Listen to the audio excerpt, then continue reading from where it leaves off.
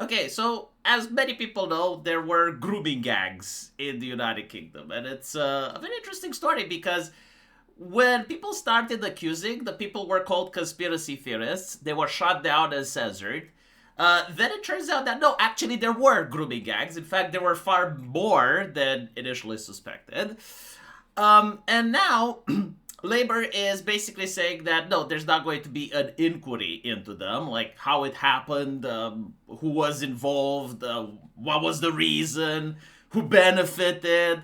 They don't want any of those questions because, according to Labor, it could inflame racial tensions. What the fuck does that even mean? Right? Like, we're talking about an inquiry, like just people wanting to find out what happened. Like, nope, not allowed to find out what happened. So, either they believe that nothing happened, in which case, like, what's wrong with an inquiry, right? Like, if nothing happened, the inquiry would find out that nothing took place. Or something did happen, it was racially motivated, which why would it would inflame racial tensions, but they're saying that actually, you know what? It's best if we don't look into it, because, like, people would get upset. Shouldn't people get upset though? I mean, like, okay, if this isn't the reason for people to get upset, then what is?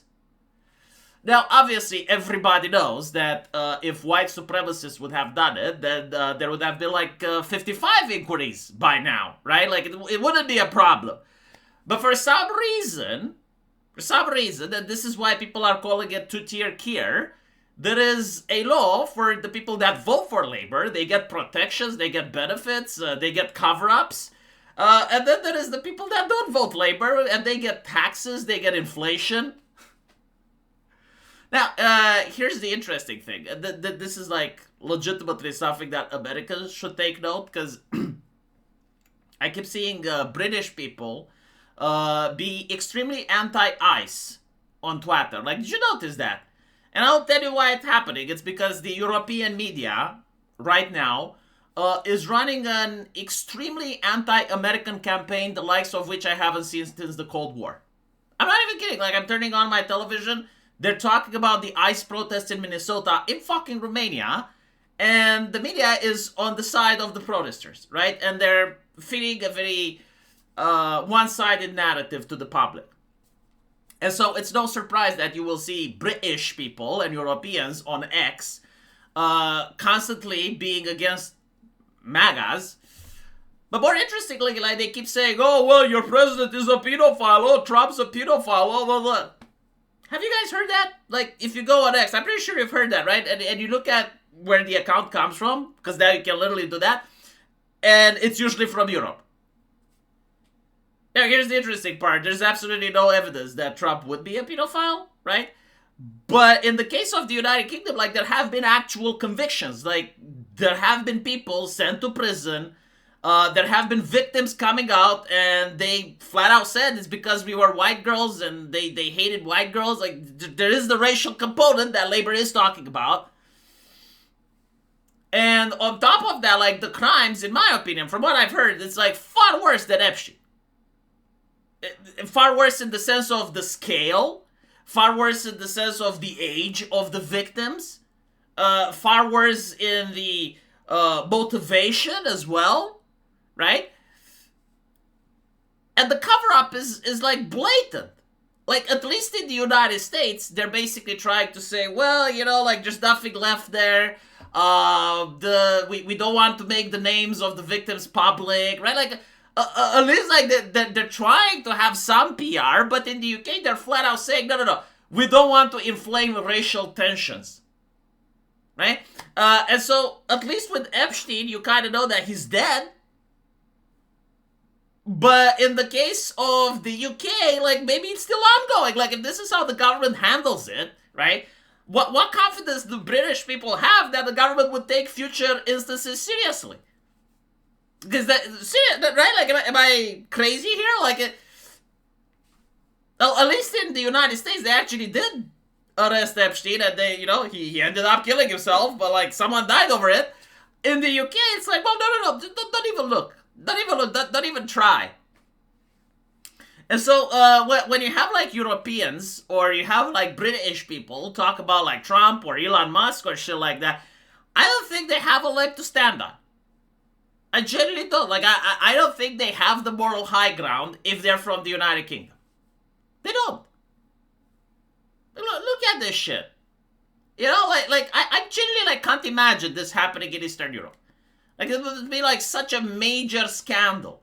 And what's also interesting is the media as well. The barely British corporation and The Guardian, who are extremely opinionated when it comes about reform.uk or white supremacy or anything like that. Like, they have like moral condemnations and they demand more and more and more. When it comes to this, they're just reporting, you know? Like, they have absolutely no opinions on this. There's no editorials. There's no condemnation. It's like, well, I mean, it's happening. You know, this is what the politicians have decided. This is what is moving forward. And by the way, this is also the country that wants to keep the internet safe. I'm not kidding, like, legitimately, right? Like, they're concerned about censorship online. It's like how we can keep the youth away from online pornography. Why? So they go outside and they can experience it, and then have a cover-up in order to, again, like, when I hear British morality, I'm starting to laugh. Like, anything that has to do with, like, Anglosphere morality. It's only about flapping your mouth and seeing other people's problems. But when it comes to the problems at home, British people are genuinely not as pissed off about this as they are pissed off about the Epstein and Donald Trump. Maybe it's the timeline, you know? Maybe it's the algorithm that's feeding me this information. But, like, again, time and time again, I see it, that you have individuals that are very upset about Trump or Elon Musk, and you go into their own timeline and you check to see if they say anything about this. Nothing. Absolutely nothing. Like, I'm not saying that you can't be outraged about Elon Musk and Trump, but, like, just, like, one tweet about this, like, one mention, one like, how dare they? No, absolutely nothing. It's fascinating, right? I heard, like, they also ordered some courts to delete the files in order to make room in the archives, because, like, the archives are too full. So if I was to hazard to guess, usually when you have organized crime, politicians are involved. Like, organized crime just cannot exist unless the government allows it. We learned that at law school. And so the people covering it up may have directly or indirectly profited from it. Again, this is just my take, okay? Like, I can't be sure of it, but it's my cynical assumption. You don't get the police saying, oh, yes, we don't want to be called racist, so we're afraid to investigate. No, like, that's not how police officers work, okay? Like, the only way is that if the police chief, which is is the underling on a hierarchy to a politician, was pretty much told or was in on it. And he was backed up by politicians in order to allow the criminal element to take place. And I think this is what they're covering up. I don't think they give a shit about racial tensions and no. No, because, like, if you look at the public discourse, like, most people have made up their mind anyway. And even if, like, let's say the scandal would come out and you would notice that the government is saying, yes, it was racially motivated, yeah, I don't think, like, the votes would differ that much.